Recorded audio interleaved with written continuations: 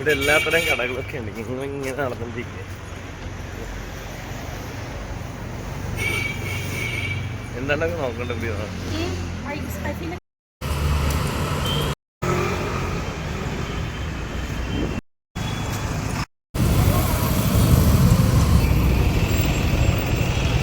ഇവിടെ വെച്ച് പരിചയപ്പെട്ട നമ്മുടെ ചേട്ടന്മാർ സെറ്റാണ്.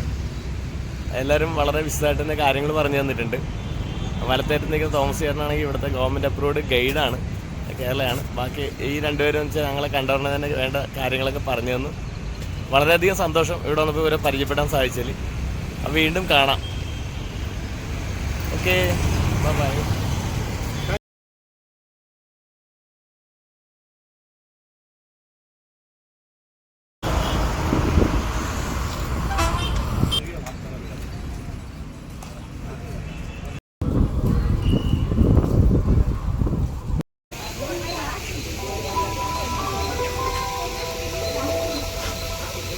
ವಿಶ್ವವಿಖ್ಯಾತ ಮೈಸೂರು ಅರಮನೆಗೆ ಆಗಮಿಸಿರುವ ಪ್ರವಾಸಿಗರಿಗೆ ಸುಸ್ವಾಗತ.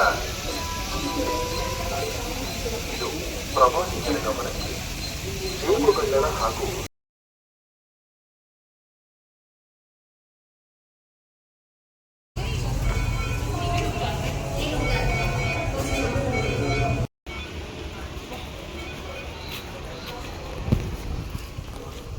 ഇവിടുത്തെ കാഴ്ചകളൊക്കെ എന്തായാലും കാണാം അല്ലേ. ഇവിടെ ഒരുപാട് കാഴ്ചയുണ്ട് കാണാനായിട്ട്. അതെല്ലാം നമുക്ക് കാണാം. മൈസൂർ പാലസ്, ആദ്യം ഇവിടെ ടെമ്പിളിൻ്റെ ഭാഗമുണ്ട്, പിന്നെ മൈസൂർ പാലസിൻ്റെ ഭാഗമുണ്ട്. അതെല്ലാം നമുക്ക് കാണാം.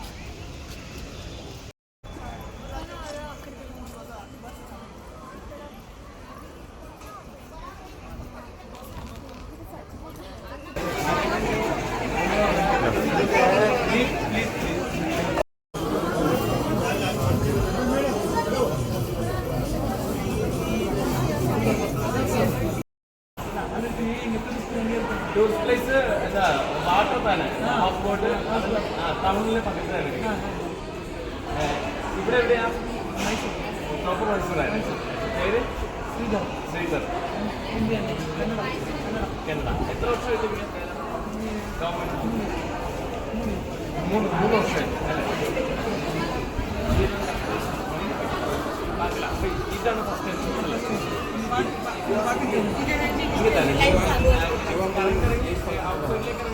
അവിടുന്നാണോ? മകളെ പോയി കാണിച്ചു.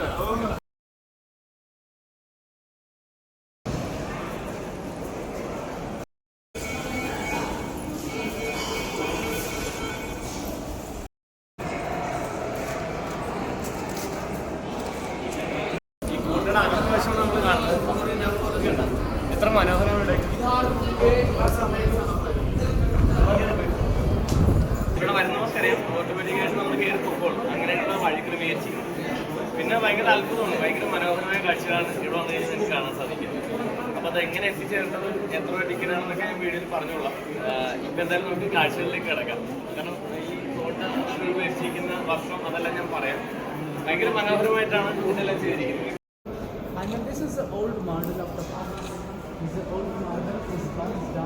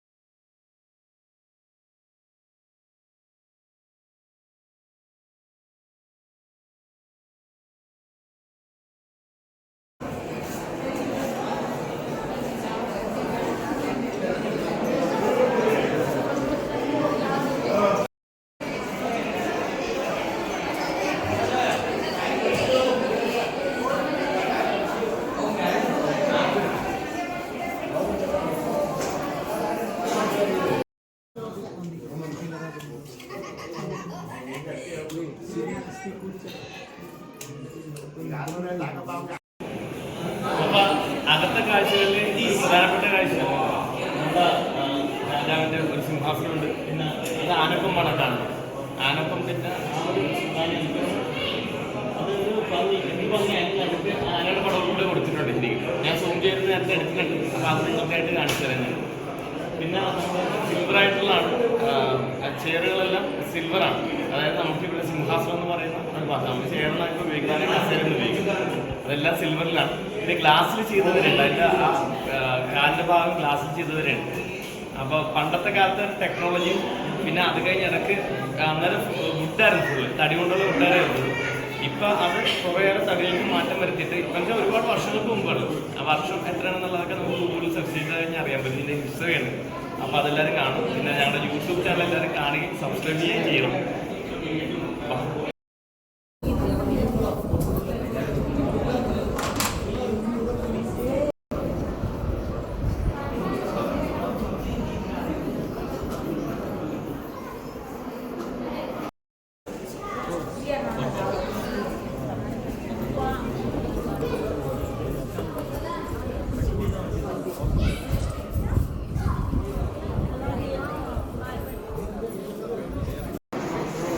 നിങ്ങൾ തുടക്കമുള്ള കാഴ്ചകളെല്ലാം കണ്ട് ഓരോ കാര്യങ്ങളെപ്പറ്റി ഞാൻ പറഞ്ഞു. എനിക്ക് ഓരോയുള്ള കാര്യങ്ങളൊക്കെ ഞാൻ വോയിസായിട്ട് സെപ്പറേറ്റ് ചെയ്തോളാം.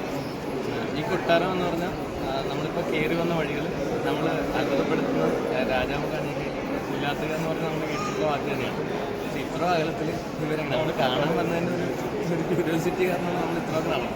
പക്ഷേ നിത്യേന അവർ നടക്കുന്നൊരു രീതി എങ്ങനെയാണ് എന്നുള്ളത് ഇപ്പോഴും നമ്മളെ അത്ഭുതപ്പെടുത്തും. കാരണം ഇത്ര ഏക്കർ കണക്കിന് സ്ഥലത്താണ് ഈ കൊട്ടാരം തന്നെ നിൽക്കുന്നത്.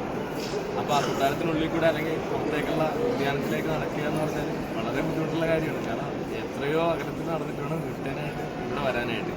ഇപ്പോൾ ഇവരുടെ ഏത് ഭാഗത്താണ് ഇവർ ഉറങ്ങിയ സ്ഥലം അതൊന്നും നമുക്കറിയത്തില്ല. നമ്മൾ കുറേയേറെ ഭാഗങ്ങൾ കണ്ടു.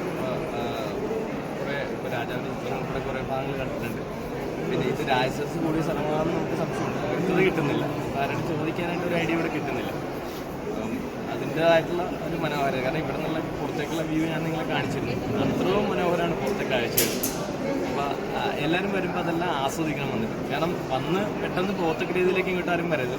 ഇപ്പം ഞങ്ങൾ തന്നെയാണെങ്കിലും രാവിലെ വന്നിട്ട് പതുക്കനെ ഫോട്ടോയും വീഡിയോ ഒക്കെ എടുത്ത് പതുക്കനെ നടന്ന് എല്ലാവരും ഒക്കെ ആയിട്ട് സംസാരിച്ച് മുന്നോട്ട് പോയിക്കൊണ്ടിരിക്കും. അപ്പോൾ കാരണം കാഴ്ചകളുടെ ഒരു മനോഹാരിത അത് നമ്മൾ അനുഭവിച്ച് തന്നെ അറിയേണ്ട ഒന്നാണ്. പിന്നെ ഇവിടുത്തെ ഒരുപാട് ചിത്രങ്ങൾ, ആ ചിത്രങ്ങൾ അന്നത്തെ രീതിയിൽ ചെയ്തിരിക്കുന്നത് എണ്ണച്ചായ ചിത്രങ്ങളുണ്ട്. പിന്നെ നമ്മുടെ ഇലകൾ കൊണ്ടുള്ള പ്രിൻറ്റുകൾ, നമ്മുടെ കളർ കൂട്ടിയെടുത്ത ചിത്രങ്ങൾ ഒരുപാടുണ്ട്. അന്നത്തെ ഇവിടുത്തെ സേനാഭാഗത്തിൻ്റെ ഉൾപ്പെടെയുള്ള ചിത്രങ്ങൾ അങ്ങനെയാണ് ഇവിടെ വരച്ച് വെച്ചിരിക്കുന്നത്. അപ്പോൾ ഭയങ്കര രസമാണ്. നമുക്കിപ്പോൾ ഈ പറയുന്ന ഇപ്പം എൻ്റെ മനസ്സ് അല്ലെങ്കിൽ എൻ്റെ വാക്കുകളിൽ അല്ലെങ്കിൽ എൻ്റെ കണ്ണുകളിൽ ഇങ്ങനെ ഒരു പോസിറ്റീവ് എനർജി കാണുന്നത് അത് അനുഭവിച്ചു വന്നുകൊണ്ട് മാത്രമാണ്. അപ്പോൾ നിങ്ങൾ ഓരോരുത്തരും പറഞ്ഞു കൊണ്ടുവന്നു കഴിഞ്ഞാൽ ഇനി കൊട്ടാരം കാണാൻ തന്നെ മണിക്കൂറുകൾ എടുക്കും. പിന്നെ ഇതിനടുത്ത് തന്നെ ഒരുപാട് സ്ഥലങ്ങൾ കാണാനുണ്ട്. അപ്പോൾ അതും കാണാം. അപ്പോൾ ഒരു 2-3 ദിവസം ട്രിപ്പായിട്ടെങ്കിലും പ്ലാൻ ചെയ്ത് വന്നാൽ മാത്രമേ നമുക്കിതെല്ലാം നല്ല ഭംഗിയോടുകൂടി അല്ലെങ്കിൽ മനസ്സിലാക്കുന്ന രീതിയിൽ കണ്ടിട്ട് പോകാൻ പറ്റുള്ളൂ. അല്ല വെറുതെ ഒരു ട്രിപ്പായിട്ട് ആരും വരരുത്. ഒരുപാട് സമയം സ്പെൻഡ് ചെയ്ത് അല്ലെങ്കിൽ ഒരുപാട് നമുക്ക് മനസ്സിലാക്കുന്ന രീതിയിലേക്ക് കാര്യങ്ങൾ വന്ന് യാത്ര ചെയ്തുകൊണ്ടിരുന്നാൽ മാത്രമേ ഇതെല്ലാം വ്യക്തമാവുള്ളൂ. അപ്പോൾ എല്ലാവരും പറഞ്ഞു കേട്ടോ.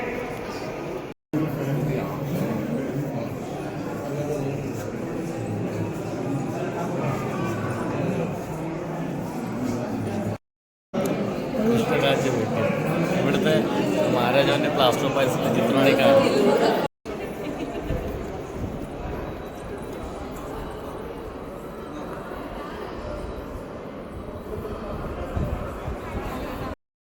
കോട്ടയുടെ ഒരു ഭാഗമാണ് കാണുന്നത്.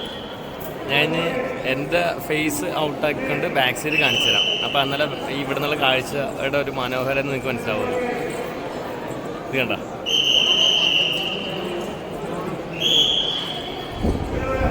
ഇത്ര മനോഹരമാണ് അവിടെ. അല്ല ഇവിടെ നോക്കുമ്പോഴുള്ള കാഴ്ചകളല്ലേ ഭയങ്കര മനോഹരമാണ്. ഇതാണ് മട്ടുപ്പാവ്. രാജാവ് റാണിയൊക്കെ നോക്കി പുറത്തേക്കുള്ള കാഴ്ചകൾ കാണുന്ന സ്ഥലമാണ് ഈ മട്ടുപ്പാവ്. വലിയ ഹാളുണ്ട്. രാജസസ് കൂടുന്ന ഹാളായിരിക്കും. പക്ഷെ ഭയങ്കര രസമാണ് കേട്ടോ ഇവിടെ നിന്നുള്ള കാഴ്ചകൾ. നിങ്ങളെല്ലാവരും പറഞ്ഞേ ഇവിടെ കാണാനായിട്ട്. നമ്മുടെ അനിയന്മാരാണ്, കേരളത്തിൽ നിന്നുള്ളവരാണ്. അതെ അതെ, അവർക്ക് ഭയങ്കരമായിട്ട് ഇഷ്ടപ്പെട്ടിട്ടുണ്ട്. കാരണം അവർ മുഖം കാണുമ്പോൾ തന്നെ ഭയങ്കര ബ്രൈറ്റ് ആയിട്ടിരിക്കുന്നത് ഒരു ഭയങ്കര പോസിറ്റീവ് എനർജി അവിടെ വന്നിട്ട് അല്ലേ? എല്ലാവരും വന്ന് കാണേണ്ട കാഴ്ചകളാണ് ഇവിടെ. കാരണം നൂറ്റാണ്ടുകൾക്ക് മുമ്പ് ഇങ്ങനെ കുറേ ആൾക്കാർ ഇവിടെ ഉണ്ടായിരുന്നെന്നും ഇത്രയും വലിയ സ്ഥലത്ത് ജീവിച്ചിരുന്നെന്നും ഇതുപോലൊരു സംവിധാനം നമ്മുടെ നാട്ടിലുണ്ടായിരുന്നെന്നൊക്കെ എല്ലാവരും അറിയണം. അപ്പോൾ അവർ താമസിച്ചിരുന്ന അല്ലെങ്കിൽ അവർ ഭരിച്ചിരുന്ന ഒരു ഏരിയ ആണിത്. അപ്പോൾ ഇവിടെ വന്നു കഴിഞ്ഞാൽ അതൊന്ന് നമുക്ക് പരിചയമാവുള്ളൂ. കാരണം ഈ കൊട്ടാരത്തിൻ്റെ അകത്തേക്ക് പറഞ്ഞു കേട്ട കഥകളല്ല, നമ്മൾ ഈ കൊട്ടാരത്തിൻ്റെ അകത്തേക്ക് കയറുമ്പോഴാണ് അതിൻ്റെ ഒരു അത്ഭുതവും പിന്നെ ഈ നിർമ്മാണത്തിൻ്റെ രീതികൾ പിന്നെ ശരിക്കും വ്യക്തമാവുള്ളൂ. അപ്പോൾ അതുകൊണ്ട് എല്ലാവരും വന്ന് കാണണം.